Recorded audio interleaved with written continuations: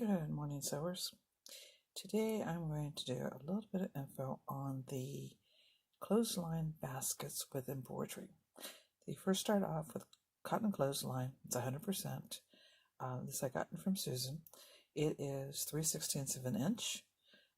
This can be ordered also on Amazon. You can find this, and that's where I started my search. Susan also carried it, and I noticed she got it from Checkers. So this is how we start. We will first take this clothesline. You will find a little piece of tape on the end of this. You will clip that off because you don't want to be sewing through the tape, and not only that, it does not make for a nice round base. So we will go ahead and get started.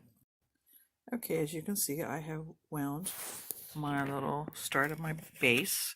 So it needs to be 1 inch to 1.5 inches, and we'll put this down here in the center, and we're just in between that. So that's really a good start.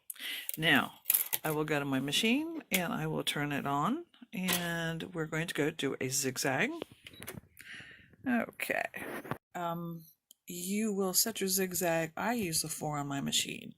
When I first read the instructions, they only sew across the whole diameter of that base once. I like to make almost like a snowflake design because I want my base to be good and solid and not have any loose where I feel like it's going to pop up. So that would be my next step, is tell you go ahead and sew a zigzag across the diameter, several different places, so that you kind of get like a snowflake design, like maybe 3 times, maybe 4. Okay, whatever you're comfortable with. Okay, now you're ready to start building your base. When you build your base, you want it at least 1 inch bigger than the diameter, the largest measurement of your design.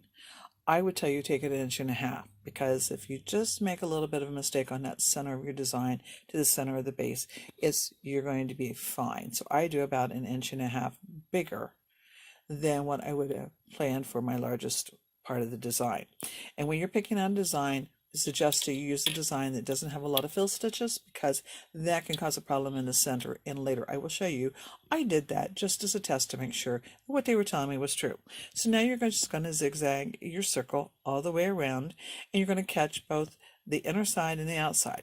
You want to have your clothesline coming off the right side. As you see, it's underneath my machine now. And when you get to the diameter you need it to be, do not cut your tail. Leave the tail hang there, because that, once we're done embroidering, then we're going to build the basket sides. And for those of you who have already done the baskets, you know exactly how it's done. So I'm going to go ahead and build my base now. Okay, I'm just showing you how we're progressing here. Now we're starting to look more like a base, as you can see, and it does get easier as the circle gets a little bit bigger. It's much easier to manage and keep going around and around. So I just press my cord up against the base as I go, and I'm not using any pins, as you can see. So just wanted you to see how this is progressing. Okay, now I'm going to measure this again, and I'm going to measure from different sides, and I'm seeing that I'm at 3.5 inches there. I'll go down here and I'll measure again, and once again I'm getting close to that 3.5 inch mark. I go over there. Once again, I'm getting pretty close. So right now I'm showing you 3, but I've actually measured it 4 times from 4 different directions, and I'm at 3.5 inches. So I'm at 7 inches diameter, which is a good. So just be sure to go ahead and backstitch and lock your stitch on this. And now we're ready to figure out placement for our embroidery design. For those of you that do not have a camera, you will just go ahead and mark center in your 2 different directions so that we can find your center point. And then if you have a camera, you can use your little cute little snowman and put it in the center and let the camera do the work for you. But this is no problem, and we can do this. I like to use peel and stick to attach it to the hoop. So you go ahead and hoop your peel and stick, and then we'll also go over how to mark the center, and then make a box. So you know this is going to be 7 inches, so you're going to make a square box that's 7 inches, and then that way when you take the paper off, you'll have a 7-inch square area that you're going to press this base onto that peel and stick in your hoop. Okay, and so I will go ahead and get ready to hoop it now. Okay, now you can see that I have my center lines marked. I use the marking pen that you can just erase by hitting with a warm iron, and that works well. You can use the air erasables if you want. As you see, we're ready there. So now we can go ahead, and for those of you that have the little snowman, we'll just go ahead and place him in the center there. This is a little difficult to do when you're holding your camera and trying to also do this. So I will put this down and put this back on. Now you can see where I've got my snowman at. It's not quite perfect, but it's really right there in about the center, and we'll be fine. So now we're ready to get the hoop ready. Okay, as you can see, I have a magnetic hoop, but you can use your other hoops to put your peel and stick in. As you see, I have already got it marked. Now, I have already used this before, so I have already had my square cut out. But you can get the idea from that, and you just score it, and then take your pen, take it along your lines, peel it back. I've done this so this way, when I take the spot out, I can just put another piece behind it and use the big piece repeatedly, and I just put in new underneath from what has disappeared. As you can see, looking at the outline, you can see an outline behind it, and that's because some of that's already gone, but I put a new piece behind it so that I have the same amount of sticky. So I'm ready to go ahead and stick this on the hoop. We will just go ahead and remove this piece. That's my hiding piece. As you can see now really the design that I've used before there. Okay, so now we're ready to put that on the hoop. You line up, if you don't have a camera, you line up your lines. If you do have a camera, you still can put that on there enough that the camera will find your center spot of your snowman or whatever dot you're using. Okay, so I'm ready to hoop. Okay, as you can see, it's on the hoop now, and as you can see, it fits in that box just almost perfectly. So it should be pretty centered, but I still like to use my camera once in a while just to make sure, double check it. So now I'm ready to go ahead and select my program on the sewing screen and get the threads all together. So, okay, we'll see you at the machine. Okay, the design collection I'm using from is from Dakota. It's one of the 7 mini design collections. And you see the skier going down, the snowman going downhill on skis. I'm going to use that, but I will bypass the Friday because I don't want to put a day of the week in the bottom of the basket. And so I am already threaded up, and so we'll go ahead and get going. Okay, we're now to the part of the design where I'm going to forward my needle count so that I can bypass the word Friday. As you see, I'll show you on the screen. It is ready to do Friday. So I'm going to go ahead and advance it, though the Friday will not print out, and you'll just see the snowman going down the hill. I try to pick a design which I know that I can, if I want to bypass something, that I won't have gaps in the other part of the design. And this was one of those on that was easy to do. So, okay, here we go. I'll just go down here. I'll just pick this up, and then I'll just advance my stitches. And I can watch it go across there. Okay, the design is now done. There are some jump stitches that we have to trim quickly, and then we will take it over and I like to use the fusible tricot on the back because it covers up my stitches. Now, if you want to be really fancy, you also could probably even take another piece of fabric and cover that, but I'm not going to worry about that.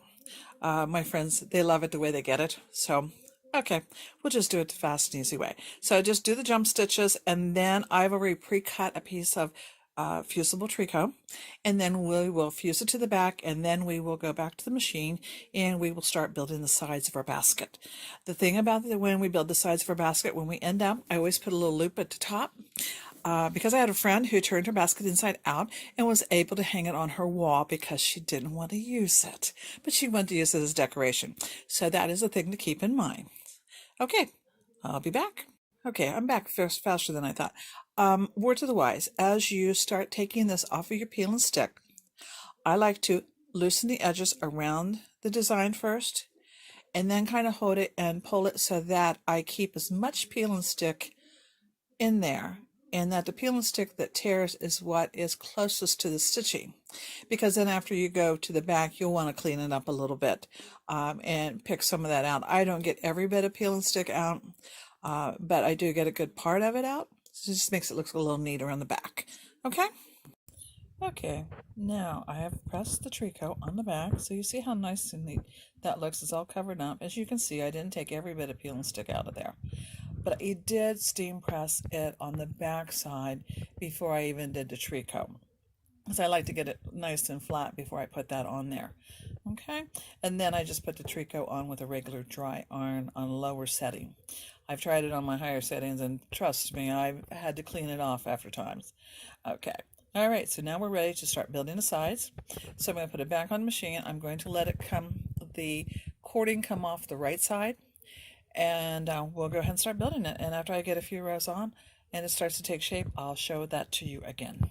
Okay, as you stitch, you will hold this side up towards your machine, and then I always use the other hand, which I can't right now because I'm holding this, and I kind of just keep that going, and then I just keep building the rows, and then you'll see the walls of the basket start to develop. So I just want you to know that you do need to hold this up on the side. You don't have to right against the machine, but I have a piece of tape just because I need 3 hands instead of 2. Okay, you can see we've done several rows now, and it's starting to take shape. As you can kind of see, we're starting to get a little curve here coming up from the base, and that's what we want. And I like to take mine any place from 2.5 to 3 inches. Now, with the 3 inches, it makes it really a nice. So what I do is, after I go for a while, then I start to measure the sides in several different, like you did the first time, in several different directions, and see if I've got about 3 inches. And I'm getting close to that 3 inch, and maybe I start looking where I'm going to end and put my loop. So we will go ahead and finish this up, and I'll show you how I loop it at the top, and that'll be it. Okay, you can see we've done several rows now, and it's starting to take shape. As you can kind of see, we're starting to get a little curve here coming up from the base, and that's what we want. And I like to take mine any place from 2.5 to 3 inches. Now, with the 3 inches, it makes it really a nice. So what I do is, after I go for a while, then I start to measure the sides in several different, like you did the first time, in several different directions, and see if I've got about 3 inches. And I'm getting close to that 3 inch, and maybe I start looking where I'm going to end and put my loop. So we will go ahead and finish this up, and I'll show you how I loop it at the top, and that'll be it.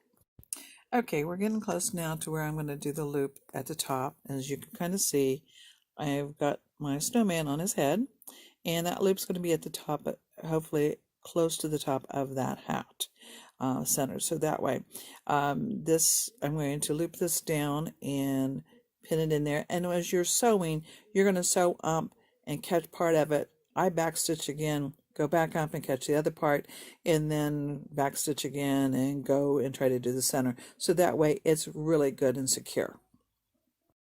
Okay, we're getting close now to where I'm going to do the loop at the top. As you can kind of see, I've got my snowman on his head, and that loop's going to be at the top, hopefully close to the top of that hat center. So that way, I'm going to loop this down and pin it in there. And as you're sewing, you're going to sew up and catch part of it. I backstitch again, go back up and catch the other part, and then backstitch again and go and try to do the center. So that way it's really good and secure.